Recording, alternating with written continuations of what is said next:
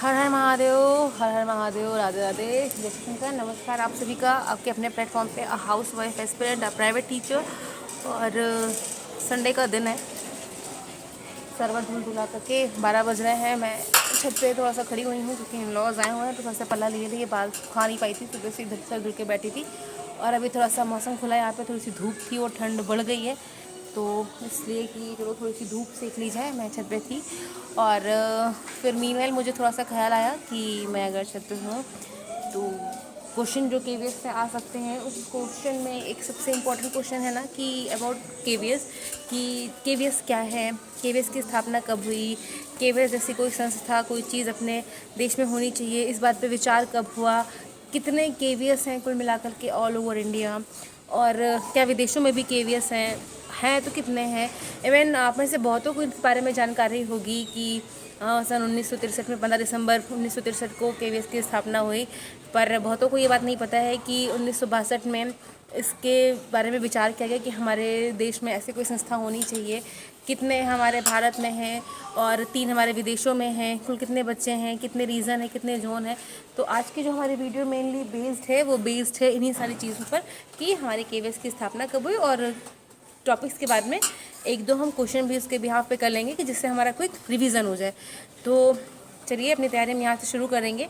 और self introduction की video मैंने एक दे दी थी, बाकी बहुत सारे अभी मुझे कमेंट आ रहे थे और क्वेश्चन मुझसे पूछे जा रहे थे कि अगर पूछते हैं why you want join KVS या समथिंग, ऐसे क्वेश्चन आते हैं तो उसका क्या रिप्लाई हमें करना चाहिए, तो उसके बारे में भी शीघ्र एक वीडियो बना करके डालूँगी।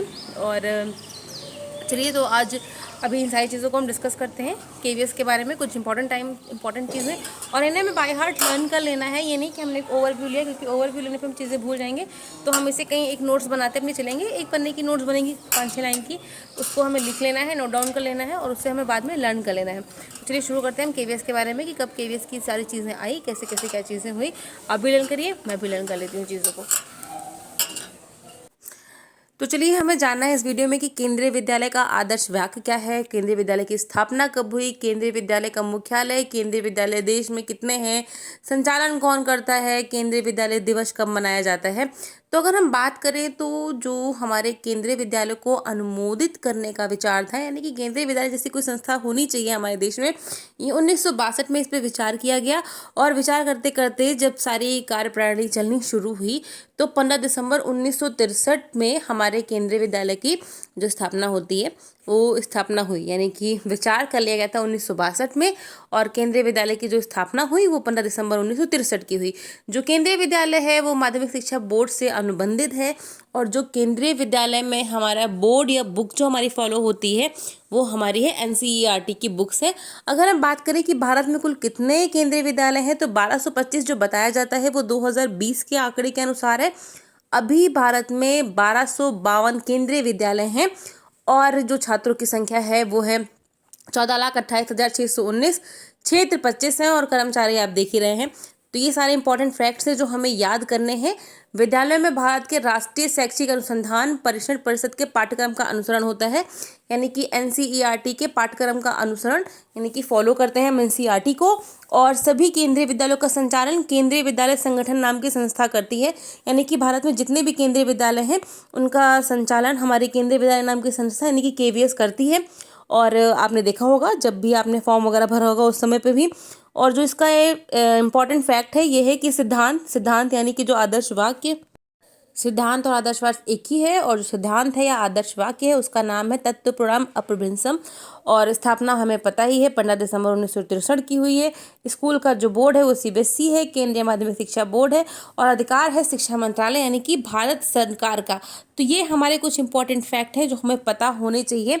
और जो हमारा आदर्श वाक्य है उसका शब्द भी, मतलब उसका अर्थ भी हमें पता होना चाहिए। तो उसका अर्थ होता है कि हे सूर्य, ज्ञान पर छाए हुए आवरण को हटाएं, यानी कि सूर्य भगवान से कह रहे हैं कि जो भी हमारे ज्ञान पर आवरण छाया हुआ है उसको हटाया।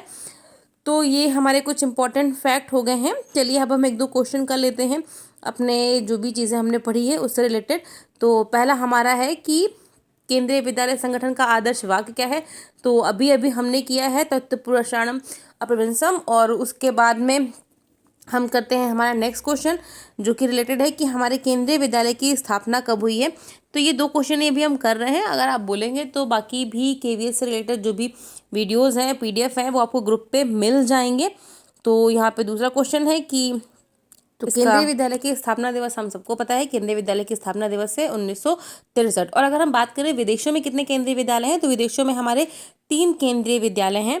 तो इस तरह से हमारे पास एक छोटी इन्फॉर्मेशन हो गई रिलेटेड टू केंद्रीय विद्यालय। बाकी इन्फॉर्मेशन अगर चाहिए होगी तो कमेंट में बताइएगा, ज़रूर शेयर करूँगी। धन्यवाद।